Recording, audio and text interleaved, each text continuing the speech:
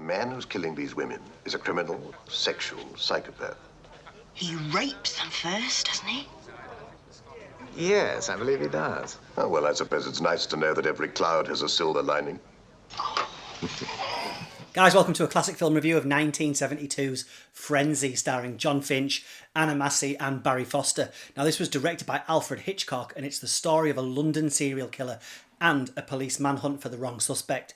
Now, I always felt like this should have been Hitchcock's final film, rather than the pretty tepid family plot that was released in 1976, as this almost plays like an Alfred Hitchcock greatest hits. The master of suspense was in fine form here and clearly enjoying this new age of more relaxed censorship, this being the only ex-certificate movie that he ever made. Now, I'm a big fan of this film, and although I'm not going to pretend it operates at the level of some of his earlier masterworks, its reputation's grown over the years with more people willing to embrace Hitchcock's sly humour, shocks and fiendish plot twists. Be advised though, there's some still quite shocking sexual violence sprinkled about Frenzy, so approach with caution. Let's take a look.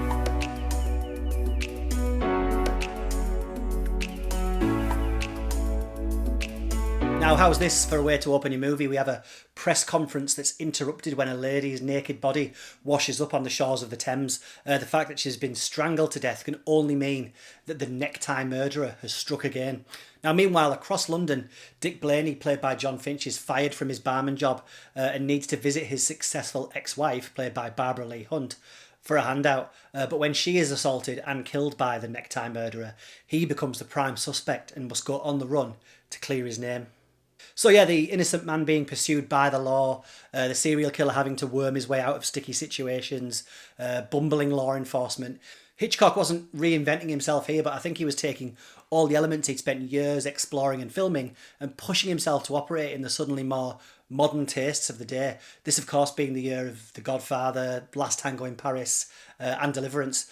Could an old master, a director who'd been making films since the 20s, keep up? Now, the results to the question are fascinating, I think, and sometimes a bit ill-judged, which we'll discuss. I think the film's lukewarm reception is down to the fact that it has a certain nastiness to it, characters that are mostly unpleasant, and its balance between horrendous violence towards women and the dark black comedy sprinkled over it doesn't always work. Now, cast-wise, we have Jon Finch as Blaney, a bitter, down-on-his-luck ex-Royal Air Force officer who's angry at the world and makes a great Hitchcock everyman, accused of crimes that he didn't commit and on the run with his girlfriend Babs, played by Anna Massey, who believes that he isn't the killer, probably because he's such a nincompoop. Now, do I look like a sex murderer to you? Can you imagine me creeping around London, strangling all those women with ties? That's ridiculous. For a start, I only own two.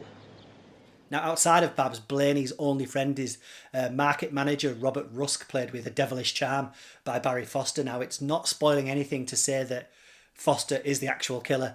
We find this out very early on, and in fact, the real plot of the film is seeing exactly how he's going to get away with it all.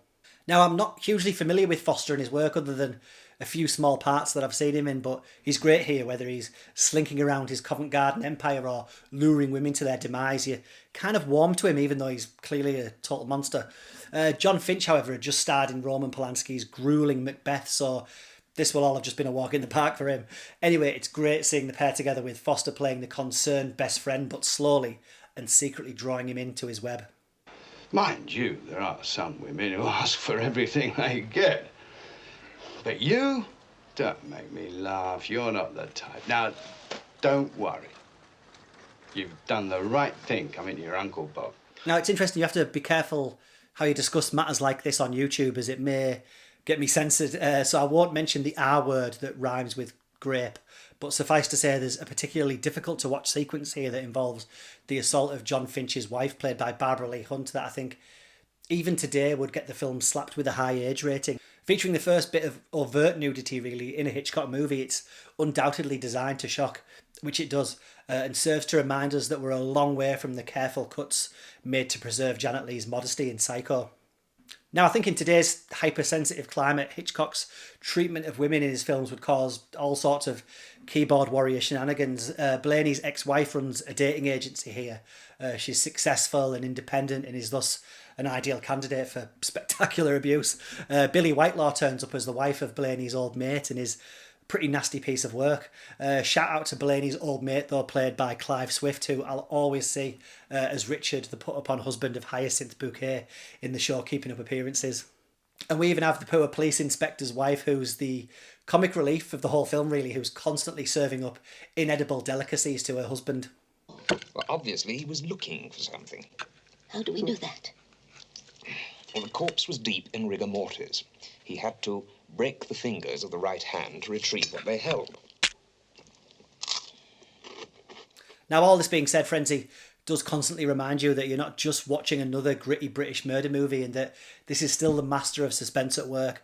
From that opening swooping camera shot from the skies of London down the Thames, pushing into the murder scene, Hitch can't help but leave his fingerprints all over the movie. Check out the moment that you think you're going to be subjected to another brutal attack, but we stop and then slowly retreat back down a staircase and out into a bustling street. And the highlight of all of this is the killer's attempts to retrieve some incriminating evidence from a victim that he's thrown into a potato truck. The nastiness of having to break the girl's fingers to retrieve his property, juxtaposed with the almost slapstick moments that her feet keep popping up to kick him.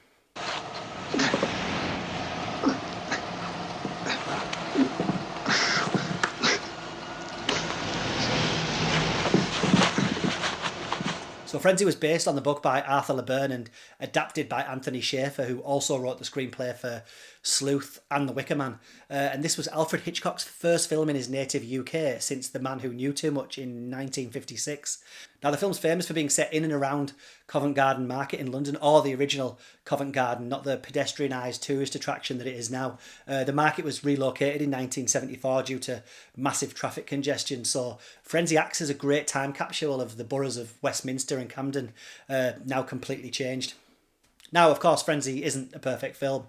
There's some third act shenanigans that I won't spoil involving a court case / suicide attempt prison escape that feels so rushed it feels like it's been beamed in from another movie. Although the master of suspense just rescues it all with some expert old school twists in the final frames. Alfred Hitchcock's filmography is so formidable that some of his movies get left out of the conversation. Some justly so, but 1972's Frenzy demands respect. It's one of the great British thrillers in my opinion. Chilling, challenging, and with more than enough wicked little tricks up its sleeve. Go check it out.